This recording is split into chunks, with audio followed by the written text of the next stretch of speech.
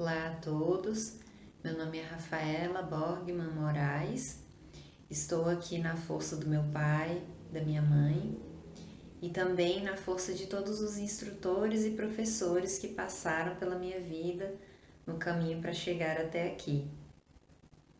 Eu sou formada em letras, né, e eu dei aula de inglês por muitos anos, mas aí eu senti um chamado e aí eu estudei para ser terapeuta. Nesse caminho, né, enquanto eu estudava para ser terapeuta, eu fiz um concurso aqui no Valparaíso, onde eu moro, no município, para assistente de educação, porque na época eu achei que era mais interessante eu ter um trabalho de meio período para eu poder fazer essa transição, né? Aí com a pandemia veio essa oportunidade de priorizar, né, os atendimentos e assim hoje eu sou terapeuta e também sou assistente de educação no município. Então eu vou falar um pouquinho hoje sobre o lugar do monitor na escola, né? É um pouquinho diferente o assistente de educação para o monitor, mas tem algumas atribuições semelhantes e eu vou olhar na pedagogia sistêmica sobre o lugar do monitor, né? E foi no curso de pedagogia sistêmica que eu fiz, que eu conheci a Viviane, a Fernanda, e hoje eu vou falar um pouco sobre essa postura, né? E sobre as leis sistêmicas também. Bom, o lugar do monitor, né, na escola, muitas pessoas pensam que o monitor, ou pelo menos era como a gente foi instruído, né, na escola, a ficar sentado do lado do aluno especial, né? Então, eu percebi com isso, e aí eu fiz assim também, e quando eu conheci a pedagogia sistêmica, eu fiz de outra forma. E eu vou falar para vocês um pouco sobre a experiência que eu tive com as duas formas, né? Como foi para mim, como eu senti. E a gente sempre diz, né? A minha professora Ellen, né, que foi a professora da pedagogia sistêmica, dizia: não acredita em mim, não, experimenta. Então, eu vou deixar esse convite também para vocês, né? Experimentem. Bom, a professora que eu trabalhei na sala dela, ela não era sistêmica, mas quando eu contei para ela, né, como eram as leis, como a gente inclui os pais da criança, né, ela se encantou. E aí eu falei para ela, vamos experimentar, e ela aceitou o convite, e assim a gente fez. Então, essa sugestão para vocês, né? Colocar os alunos em U na sala de aula, um ao lado do outro, claro, né? Hoje com a pandemia a gente tem que dar um distanciamento, mas vejo que é possível fazer. Às vezes dá para colocar dois U's, né, na sala, e assim a gente fazia porque na sala dela tinha 30 alunos, 30 crianças no primeiro ano do Fundamental 1.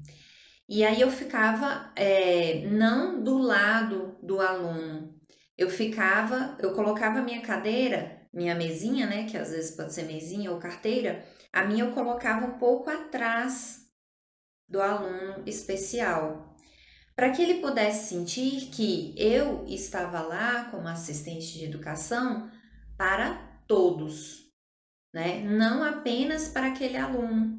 Porque se a gente para pensar, a inclusão na escola, ela exclui um pouco o aluno, um pouco não muito, né, gente?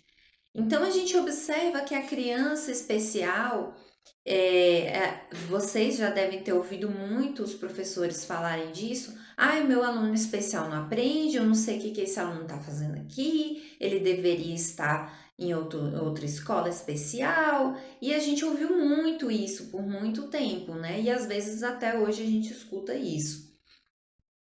Então, quando a gente começa a entender que o professor está lá para todos os alunos, seja ele especial ou não, tenha ele dificuldades de aprendizagem ou não, ele está lá para todos. E o assistente também vai ter essa mesma postura frente ao aluno, né? Então eu chegava em sala de aula e falava assim: crianças, eu estou aqui para ajudar a professora com vocês, com o que vocês precisarem, o que ela vai solicitar de mim. E eu comecei a sentir muita leveza nesse processo, né? E eu também senti um pouco assim, vou falar para vocês, eu ficava muito grande, né? Em sala de aula, porque antes, quando eu sentava do lado do aluno, era como se dentro da sala tem várias crianças e ali eu estava numa bolha, eu e o aluno especial. Então, aquele aluno, às vezes a gente até falava, o seu aluno, o meu aluno. Gente, ele não é, nunca foi meu aluno, ele é o aluno da professora. Ela é a professora. E agora vocês imaginem para mim que eu sou professora, né? Mas eu estava em outro caminho. Então eu não tinha que estar ali como professora, nem posso, não tem como. Então eu estava fora do meu lugar. Fora do meu lugar, eu ia sentir o quê? Peso. Tava muito pesado para mim. Então eu ia trabalhar e chegava em casa morta, mesmo sendo menos horas trabalhadas e eu não tinha que, né, planejar a aula, até porque, né, não era professora, mas a gente tem isso. Então eu tive que, baixar o nariz, né, e voltar para o meu lugar. Então nesse primeiro momento eu percebi isso, que eu tive que realmente fazer um exercício de humildade, de ir para o meu lugar. E não foi fácil, né? Assim, não que eu ficasse ali, eu quero, não sei o quê, não. Mas eu sentia isso, eu senti isso, né? Mas depois que passou esse primeiro momento, eu senti bem mais leveza. As crianças sabiam a quem recorrer, elas sabiam exatamente quem era quem na sala de aula, e isso trazia um bem-estar para todos. Todas as crianças podiam aprender dessa forma, né? Eu me lembro muito bem de uma vez que uma aluna veio assim para mim, né? Porque eu fazia coisas diferentes, né? Trazia um vídeo, trazia alguma coisa, porque era só eu e aquele menino, né? E aí, quando eu fazia isso e as outras crianças elas observam e elas sentem isso, né? Elas sentem o campo. E aí a aluna chegou assim para mim e falou assim: Tia Rafa, eu queria aprender com você, eu queria ser sua aluna. E aí eu fiquei com aquilo na cabeça, falei: gente do céu, cadê a inclusão? Né? É para nós estarmos trazendo aquela criança para interagir com todas as outras, para ampliar os horizontes dela. E o que que a gente tem feito dessa forma como a gente tem trabalhado, sem saber, né, das leis sistêmicas, sem saber dos efeitos que isso traz para a professora, para os alunos, né, todas as crianças, para aquela criança especial e para o monitor também. Então, para o todo, né?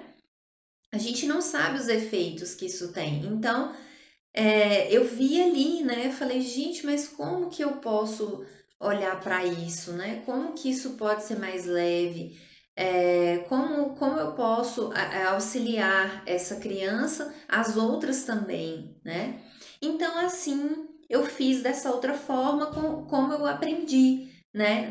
No curso da pedagogia sistêmica. Então, a gente colocava as crianças em U, eu sentava atrás do aluno especial, tudo o que ele precisasse, ele tinha a ferramenta, né?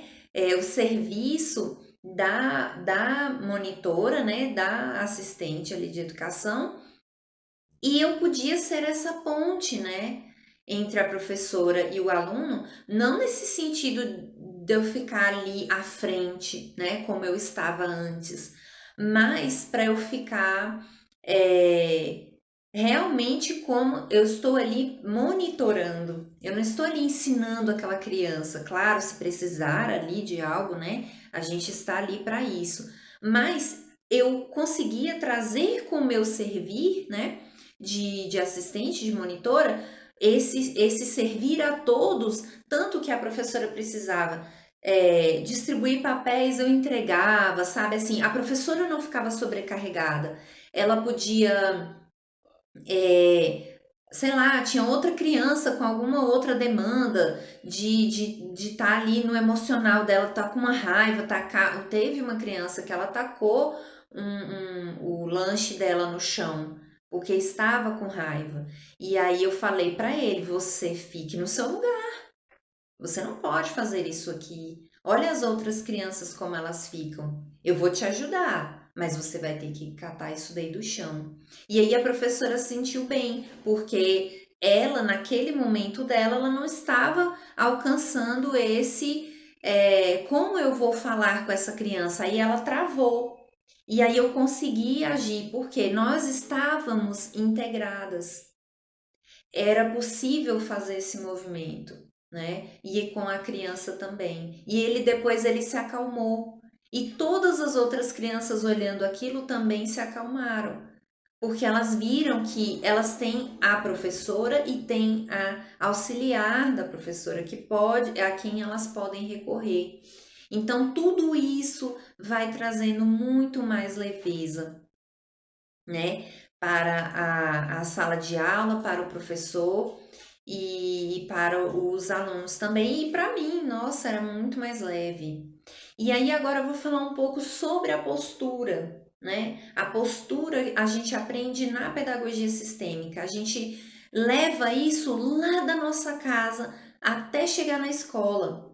E isso, imagina, a gente chegar num ponto onde, desde a pessoa que recebe a criança lá no portão, as merendeiras, as secretárias, todos da escola têm essa postura. Imagina onde a gente pode chegar, o que a gente pode alcançar. Imagina as benesses disso, né? Enfim, então essa postura, ela é não julgar, né? A primeira coisa que você vai trabalhar em você dentro da postura sistêmica é o não julgar. E aí eu vou falar um pouco do monitor, né? Do lugar do monitor dentro dessa postura de não julgar. Gente, quando a gente está na sala de aula, a gente vê muita coisa, né? A gente entra na sala das professoras e cada uma tem o seu jeito, né? Então, dentro desse não julgar, você aprende a dar um passo atrás naquela professora. Às vezes ela está, uma é mais dinâmica, a outra ela aprendeu a falar com algum grito, de repente, ela passa, né? Aquilo está nela. Gritou com o aluno, aí lá vai a gente. Ai, meu Deus, essa mulher já está gritando com a criança, porque não foi assim que eu aprendi. E aí a gente vai, dana a julgar a professora, né?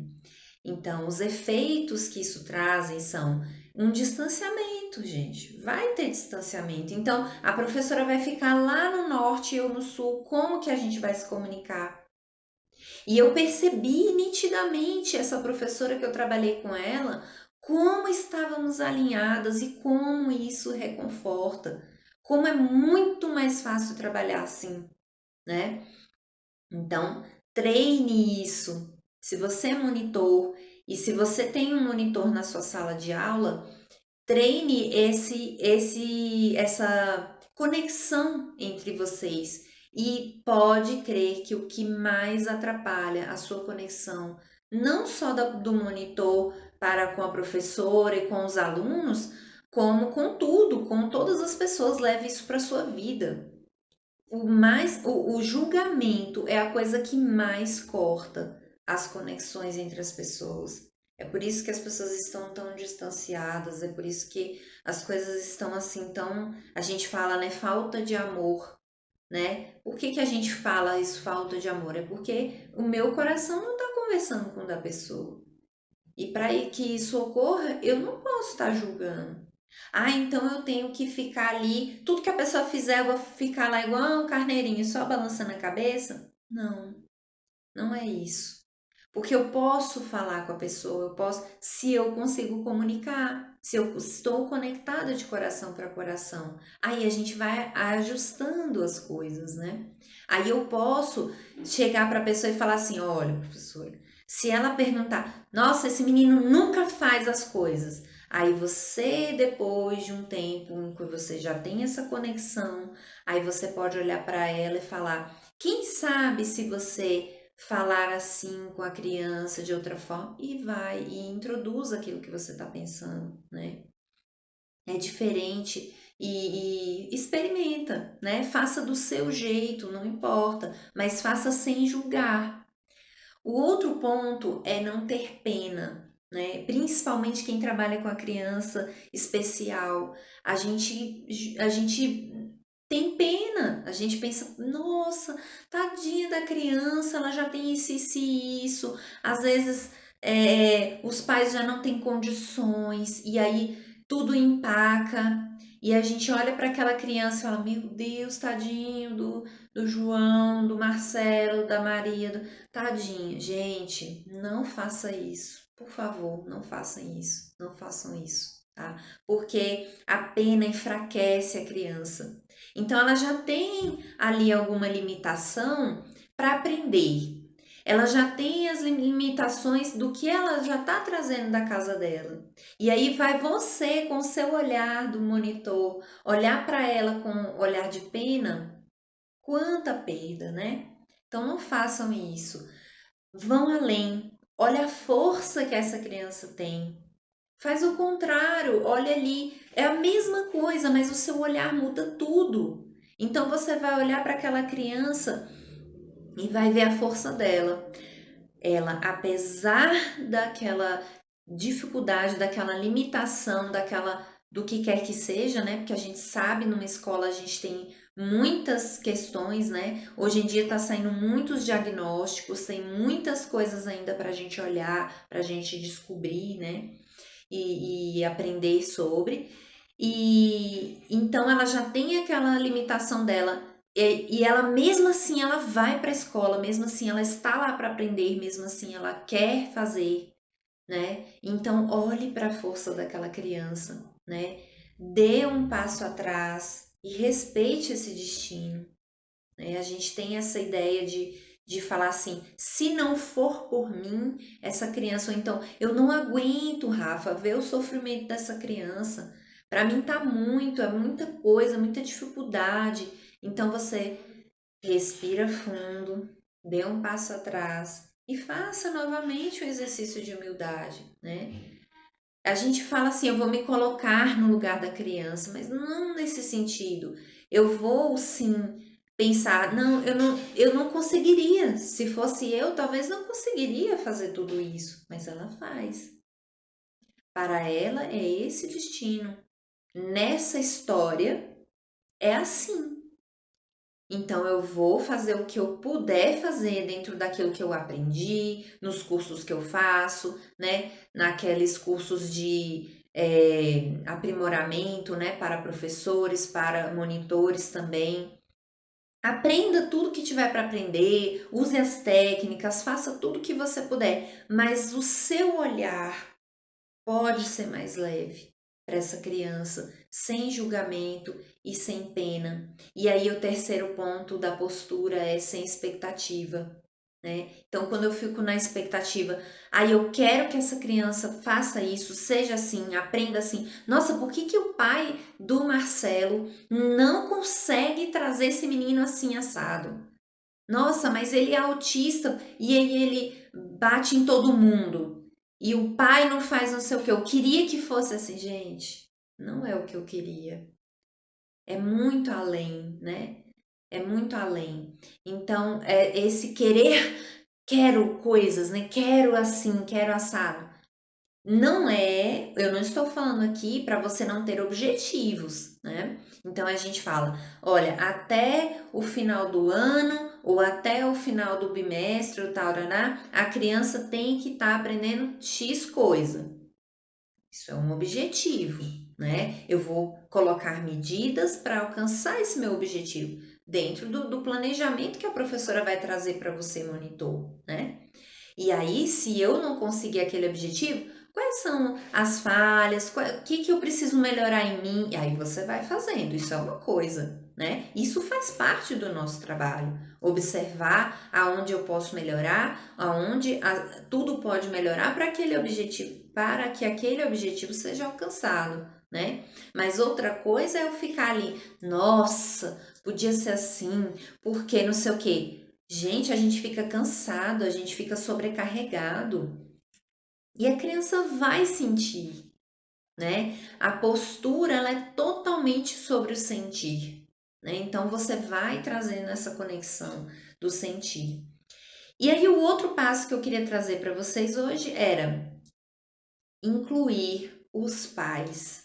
E aí dentro da sua postura de monitor, a primeira coisa que você tem que incluir, que você tem que fazer é incluir os seus pais. Então, quando você sai da sua casa para atender, para trabalhar com aquela professora, com aquela coordenação, né, dentro daquela escola, com aquelas pessoas, a entrada e a saída das crianças, você vai encontrar muitas pessoas. Então, a primeira coisa que você faz para sair de casa é incluir os seus pais, como se eles estivessem aqui atrás de você, colocando a mão no seu ombro e trazendo a sua força. Respira essa força e vai. O monitor, o assistente de educação, ele encontra muitas questões no trabalho, né? Muitas pessoas, muitas situações.